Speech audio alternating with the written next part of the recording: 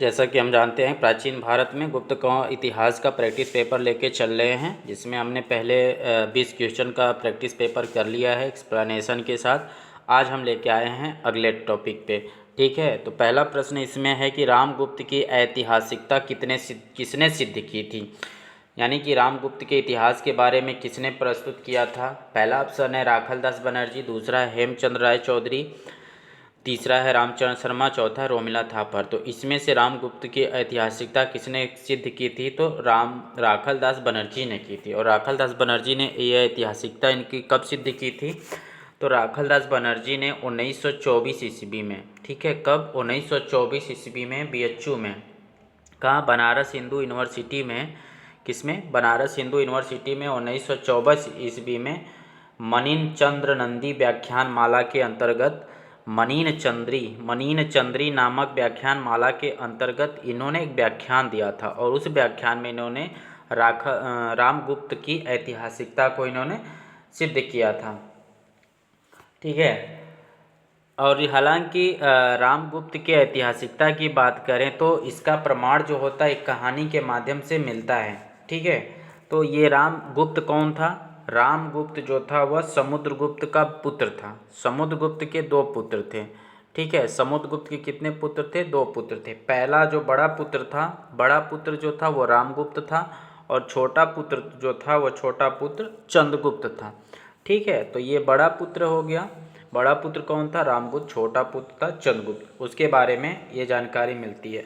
और कहा जाता है कि जब ये रामगुप्त शासक बना, किसके बाद? जब समुद्रगुप्त की मृत्यु होती है तो रामगुप्त शासक बनता है। और रामगुप्त के शासन जब कर रहा था उसी के समय शकों का आक्रमण भी होता है। किसका आक्रमण होता है? शकों का आक्रमण होता है। किसके समय? रामगुप्त के समय शकों का आक्रमण होता है, और इस समय एक संधि की जाती है। ठीक है, जब शकों का आक्रमण होता है तो उस समय संधि की जाती है। और संधि की शर्त में क्या था? संधि की शर्त में यह रखा गया था कि ध्रुव स्वामिनी जो थी, रामगुप्त की पत्नी कौन थी? ध्रुव स्वामिनी, जिसका नाम क्या था? ध्रुव देवी। ठीक है, इस ध्रुव स्वामिनी को किसको देना था? इस ध्रुव स्वामिनी को देना था शक राजा को देना था। जिस ध्रुव स्वामिनी को ध्रुव देवी भी कहा जाता था। क्या कहा जाता था? ध्रुव देवी कहा जाता था। इन ध्रुव देवी को संधि के तहत शकों को देना था। तो जो ये ध्रुव स्वामिनी थी, ध्रुव देवी थी, इनको शकों को देना था। इस हिसाब से क्या हुआ कि रामगुप्त जो था, रामगुप्त कौन था? चंद्रगुप्त का बड़ा भाई था। तो चंद्रगुप्त जो छोटा भाई था वो क्या करता है कि ध्रुव स्वामिनी का वेश धारण करके स्त्री बनकर वो खुद कहाँ चला जाता है? शकों के दरबार में चला जाता है, और वहाँ जाकर वह शक राजा को मार डालता है। कौन मार डालता है? शक राजा को मार देता है, चंद्रगुप्त मार देता है। ठीक है, जब चंद्रगुप्त मार देता है तो उसके बाद क्या करता है यह चंद्र? किसको मार देता है? रामगुप्त को भी मार देता है। रामगुप्त को मारने के बाद वो अपनी भाभी किसको? ध्रुव स्वामिनी को, अपनी भाभी ध्रुव स्वामिनी को क्या करता है? उससे विवाह कर लेता है। किसके साथ? ध्रुव स्वामिनी के साथ विवाह कर लेता है, और खुद वो क्या बन जाता है? राजा बन जाता है। और इस घटना का प्रमाण कहाँ मिलता है? देवी चंद्रगुप्तम में। ठीक है, देवी ध्रुव स्वामिनी यानी देवी चंद्रगुप्तम नाटक है, जो किसका नाटक है? ये विशाख दत्त का नाटक है। देवी चंद्रगुप्त किसका नाटक है? विशाख दत्त का नाटक है। इस नाटक में इस घटना का सार मिलता है। और तो इस तरह से प्रश्न क्या पूछा था कि रामगुप्त की ऐतिहासिकता किसने सिद्ध की थी, तो राखलदास बनर्जी ने की थी। कब की थी? 1924 ईस्वी में इन्होंने इसकी व्याख्या की थी। ठीक, अब बढ़ते हैं अगले प्रश्न की तरफ। अगला प्रश्न पूछ रहा है कि रामगुप्त को महाराजा धीराज कहने का प्रमाण कहाँ पर मिलता है? रामगुप्त को महाराजा धीराज कहने का प्रमाण कहाँ पर मिलता है? बेसनगर के दुर्जनपुर से, जैन मंत्री पर लिखे लेख से, बाणभट्ट की हर्षचरित से, राजशेखर की काव्य मीमांसा से, या भोज का श्रृंगार प्रकाश से। ठीक है, तो परवर्ती लेखों में जो ऐसा माना जाता है कि जो गुप्त था उसके बारे में जो जानकारी मिलती है उसके बारे में गुप्तों का कोई अभिलेख प्राप्त नहीं होता है। जो रामगुप्त की इतिहास के बारे में बताए, इसका गुप्तों का कोई अभिलेख नहीं मिलता है। लेकिन जो परवर्ती है, यानी गुप्त के बाद का काल जो था, परवर्ती गुप्त था, उसके बाद कुछ रचनाएं थी जिसमें रामगुप्त के बारे में जानकारी मिलती है। जैसे बाणभट्ट का हर्षचरित्र था, राजशेखर की काव्य मीमांसा थी और भोज का श्रृंगार प्रकाश था। इसमें रामगुप्त के बारे में जानकारी मिलती है।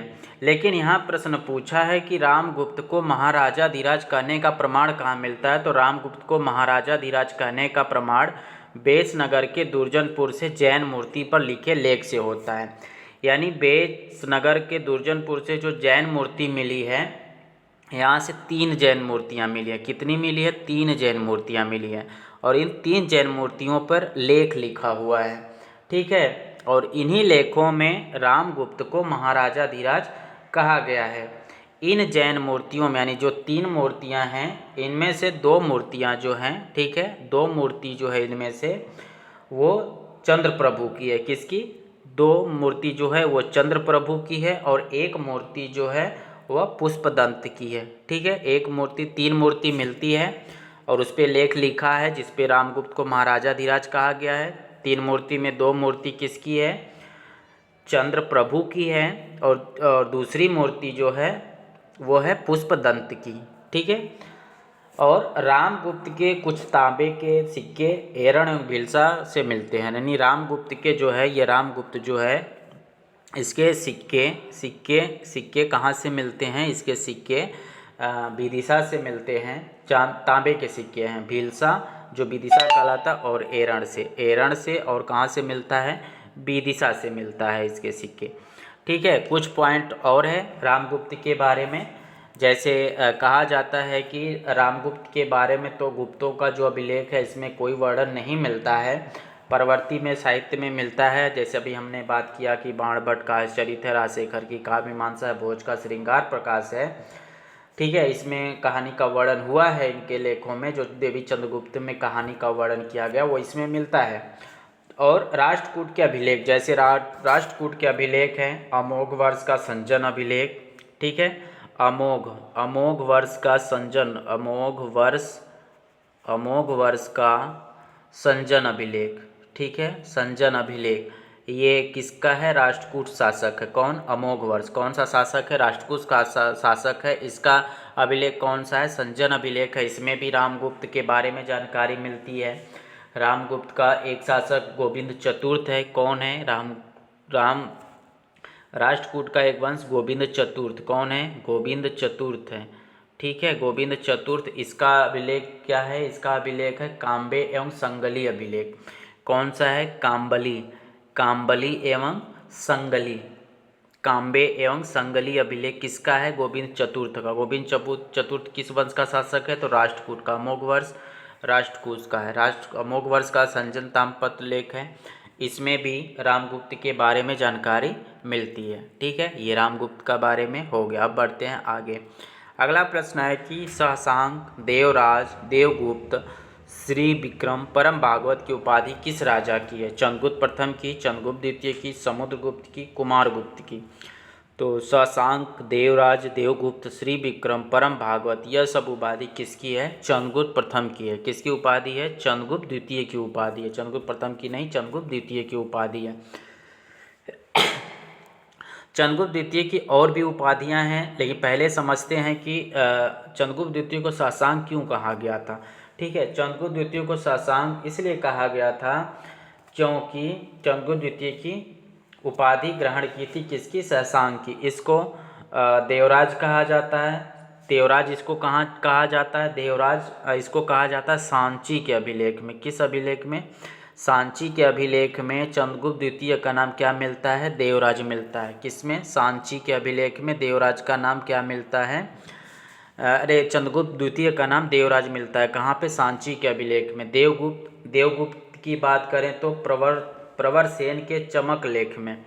किसमें? प्रवरसेन के चमक लेख में देवगुप्त नाम मिलता है। ठीक है, किसमें? चमक लेख में। यह चमक लेख किसका है? प्रवरसेन का है और इसमें देवगुप्त नाम मिलता है किसका? चंद्रगुप्त द्वितीय का। श्री विक्रम की बात करें, श्री विक्रम या विक्रमादित्य की बात करें तो गुप्त वंश का पहला शासक था। कौन? चंद्रगुप्त द्वितीय गुप्त वंश का पहला शासक था जिसने श्री विक्रम या विक्रमादित्य की उपाधि धारण की थी। और यह उपाधि किस समय उसने धारण की? तो विक्रमादित्य की उपाधि या श्री विक्रम की उपाधि शकों को पराजित करने के बाद धारण की थी। किसने? चंद्रगुप्त द्वितीय ने शकों की श्री विक्रम और विक्रमादित्य की उपाधि कब धारण की थी? शकों के पराजय के बाद। और चंद्रगुप्त द्वितीय पहला गुप्त शासक था जिसने विक्रमादित्य की उपाधि धारण की थी। अब बात करेंगे परम भागवत। परम भागवत जो उपाधि है चंद्रगुप्त द्वितीय की, तो यह पहला गुप्त शासक था जिसने यह उपाधि धारण की थी, यानी परम भागवत की उपाधि धारण करने वाला पहला गुप्त शासक था और विक्रमादित्य की उपाधि धारण करने वाला पहला शासक था। कौन? चंद्रगुप्त द्वितीय। अब बात करेंगे चंद्र भी नाम मिलता है, ठीक है, चंद्रगुप्त द्वितीय का चंद्र भी नाम मिलता है। यह चंद्र नाम कहाँ मिलता है? तो यह नाम मिलता है मेहरौली के लौह स्तंभ लेख में। कहाँ पे मिलता है? मेहरौली के लौह स्तंभ लेख में मिलता है चंद्र का नाम, ठीक है। एक उपाधि और मिलती है, वो उपाधि है उज्जैनी पुराधीश्वर, पाटली पुरावाधीश्वर, यानी ठीक है, उज्जैनी पुराधीश्वर और पाटली पुराधीश्वर किसका नाम मिलता है? चंद्रगुप्त द्वितीय का, क्योंकि इसने दो राजधानियों की स्थापना की थी। एक पाटलिपुत्र की राजधानी थी और एक उज्जैनी भी राजधानी थी। उसी के आधार पर इसने पाटलिपुत्राधीश्वर और उज्जैना पुराधीश्वर की उपाधि यह धारण करती। और यह पाटलिपुत्राधीश्वर और उज्जैनी पुत्राधीश्वर की उपाधि ये किसने कहा था? तो यह कुंतल के लोगों ने कहा था। किसने कहा था? कुंतल के लोगों ने, ठीक है। कुंतल के लोगों ने चंद्रगुप्त को क्या कहा था? पाटली पुरावधीश्वर और उज्जैनी पुरावधीश्वर कहा था, ठीक है। यह हो गया चंद्रगुप्त के उपाधि के बारे में, ठीक है। कुछ उपाधियां उसके बारे में भी मिलती है चंद्रगुप्त के बारे में, कौन कौन सी है? उदयगिरी गुहा लेख में भी चंद्रगुप्त को राजा धीरारसी कहा गया है। चंद्रगुप्त द्वितीय का नाम देव भी मिलता है। चंद्रगुप्त दत्त देवी की संतान था, ठीक है। एक क्वेश्चन और बन जाएगा कि चंद्रगुप्त द्वितीय किसका संतान था? तो दत्त देवी का था। किसका था? चंद्रगुप्त दत्त देवी का संतान था। किसका संतान था? दत्त देवी का संतान था।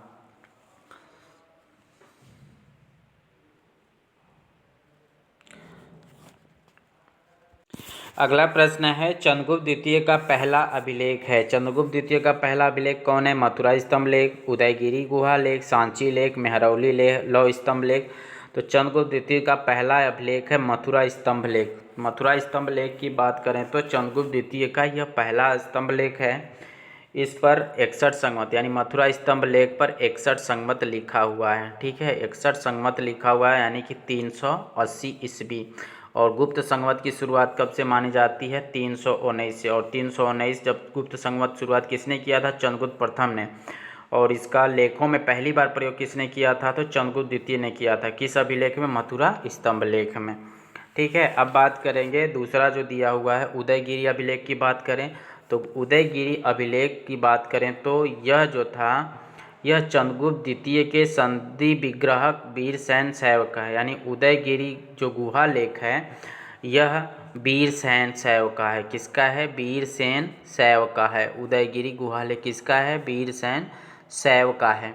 और ये वीरसेन शैव कौन था? चंद्रगुप्त द्वितीय का संधि विग्रहक है। क्या है? संधि विग्रहक था। संधि विग्राहक था कौन? वीरसेन शैव। किसका था? चंद्रगुप्त द्वितीय का। उदयगिरी का दूसरा लेख जो है वह चंद्रगुप्त के ससानिक महाराज का है, यानी चंद्रगुप्त के ससानिक महाराज का है, ठीक है। यानी दूसरा गुहा लेख किसका है? उदयगिरी का ही, ससानिक महाराज का है, जो मालवा का गवर्नर था। ससानिक महाराज कौन था? ये मालवा का गवर्नर था। कौन था? ये मालवा का गवर्नर था ये, ठीक है। वीरसेन शैव जो है वो क्या है? चंद्रगुप्त द्वितीय का संधि विग्राहक है। यानी उदयगिरी अभिलेख से दो लोगों का नाम मिलता है। किसका? एक है चंद्रगुप्त द्वितीय के संधि विग्राहक वीरसेन का, और दूसरा चंद्रगुप्त द्वितीय के ससानिक महाराज का, जो मालवा का गवर्नर था। तीसरा लेख जो सांची का है, सांची लेख की बात करें तो यह जो है यह चंद्रगुप्त द्वितीय के सेनापति आम्र कारधव, कौन है? आम्र कारधव का है, ठीक है। जो चंद्रगुप्त का सेनापति था, यानी चंद्रगुप्त का सेनापति कौन था? आम्र कारधव, जो बौद्ध था। ये कौन से धर्म से था? बौद्ध धर्म से संबंधित था। यह चंद्रगुप्त द्वितीय का सेनापति था और इसका नाम किस में मिलता है? सांची लेख में। सांची लेख किसका है? आम्र कारधव का, जो सेनापति था किसका? चंद्रगुप्त द्वितीय का। ठीक है, अब अगला लेख है कौन सा है? मेहरौली का लौह स्तंभ लेख। मेहरौली का लौह स्तंभ लेख की बात करें तो मेहरौली का लौह स्तंभ यह कुतुब मीनार के समीप स्थित है। इसमें चंद्र नाम का उल्लेख मिलता है। मेहरौली के लौह स्तंभ को मरणोपरांत अभिलेख भी कहा जाता है। क्या कहा जाता है? मरणोपरांत अभिलेख कहा जाता है। किसको? मेहरौली लौह स्तंभ लेख को। और इसमें वर्णित किया गया है कि चंद्र ने बंगाल के युद्ध क्षेत्रों में राजाओं के संघों को हराया था। इसका वर्णन इसमें मिलता है। सिंधु नदी के 7 मुखों को पार कर वाहलिकों को हराया। ठीक है, यह भी वर्णन मिलता है किसमें? मेहरौली अभिलेखों में। ठीक, वाहलिकों की पहचान परवर्ती कुषाण